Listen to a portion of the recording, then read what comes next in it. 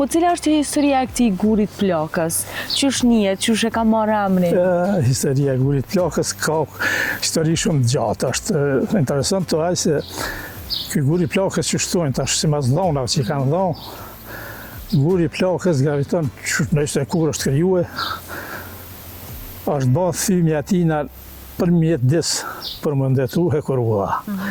Në të ndërtim tina, Hekurudhës kanë marrë pjesë sidomos fshati jonë që të lagjat tona, lagjat për rreth Dobrashesi, Gradica, Godonci, Glanasela, krejt këto rrethina kanë punu aty.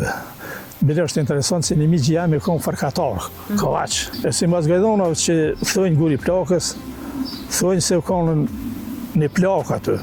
Dikush thëtë se u kanë me dhi, dikush thëtë u kanë të tjerë me furk në dollapin mrapa.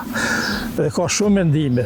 Bile që është që di që një ditë më herët e pa të dhonë një intervjist, një person më takojnë tren, tha, e ka dhonë një intervjist atë Guri Plakës, apo në Keqillove, tha mirë, pse thash?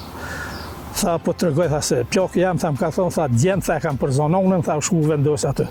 Thash sot prej te e po një, thash hajrë inshallah, mund ndodhë shka së ndodhë, po inshallah së është e vërtet. Ka gëdonat të ndryshme. Po, ka të gëdonat të ndryshme, me shkrim s'ka kur gjë, për ndryshe një i gëdoncit me Hamet Gërguri, ka shkru një liber për Gurin e Plakës, ka shkru për një pjesë dvoreve të Krushqve janë pak ma anena, se Guri Plakës graviton teritorin e Drenicës.